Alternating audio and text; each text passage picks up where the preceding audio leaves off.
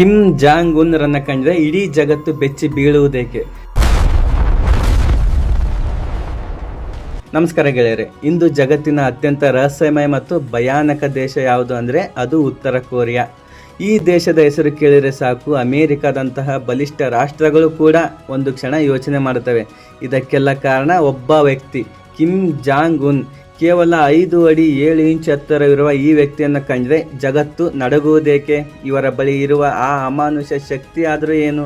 ಬನ್ನಿ ಇಂದಿನ ವಿಡಿಯೋದಲ್ಲಿ ತಿಳಿಯೋಣ. ಜಗತ್ತು ಕಿಮ್ ಜಾಂಗ್ ಉನ್ಗೆ ಹೆದರೋಕ್ಕೆ ಮೊದಲನೇ ಕಾರಣ ಅವರ ಅನಿರೀಕ್ಷಿತ ನಿರ್ಧಾರಗಳು. ಅವರು ಯಾವಾಗ ಏನು ಮಾಡ್ತಾರೆ ಅಂತ ಯಾರೂ ಊಹಿಸಲು ಸಾಧ್ಯವಿಲ್ಲ. ತನ್ನದೇ ದೇಶದ ಉನ್ನತ ಅಧಿಕಾರಿಗಳನ್ನು ಅಥವಾ ಸಂಬಂಧಿಕರನ್ನೇ ಸಣ್ಣ ತಪ್ಪಿಗಾಗಿ ಗುಂಡಿಕ್ಕಿ ಕೊಲ್ಲುವ ಕ್ರೌರ್ಯ ಇವರದ್ದು. ಈ ತರಹದ ಅನಿರೀಕ್ಷಿತ ಸ್ವಭಾವ ಜಾಗತಿಕ ರಾಜಕೀಯದಲ್ಲಿ ದೊಡ್ಡ ಆತಂಕವನ್ನೇ ಸೃಷ್ಟಿಸಿವೆ. ಇನ್ನು ಎರಡನೇ ಮತ್ತು ಮುಖ್ಯ ಕಾರಣ ಏನಂದರೆ ಪರಮಾಣು ಶಕ್ತಿ.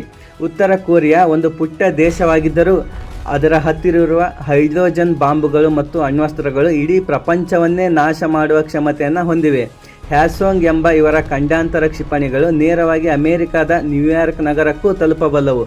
ಕಿಮ್ ಜಾಂಗ್ ಉನ್ ಆಗಾಗ ಈ ಕ್ಷಿಪಣಿಗಳನ್ನು ಪರೀಕ್ಷಿಸುವ ಮೂಲಕ ಜಗತ್ತಿಗೆ ಎಚ್ಚರಿಕೆಯನ್ನು ನೀಡುತ್ತಲೇ ಇರುತ್ತಾರೆ.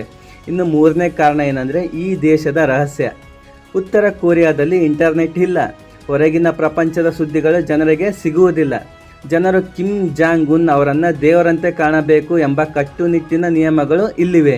ಒಂದು ವೇಳೆ ನಿಯಮ ಮೀರಿದರೆ ಇಡೀ ಕುಟುಂಬಕ್ಕೆ ಶಿಕ್ಷೆಯನ್ನು ವಿಧಿಸಲಾಗುತ್ತದೆ.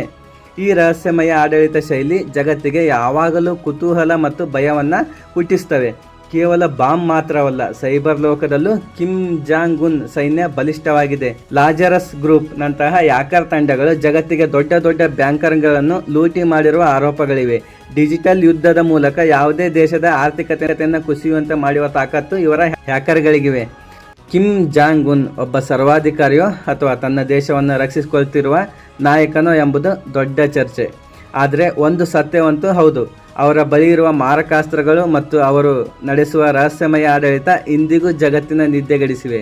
ನಿಮ್ಮ ಪ್ರಕಾರ ಕಿಮ್ ಜಾಂಗ್ ಉನ್ ಅವರ ಈ ಶಕ್ತಿ ಜಗತ್ತಿಗೆ ಅಪಾಯವೇ? ಕಮೆಂಟ್ ಮಾಡಿ ತಿಳಿಸಿ.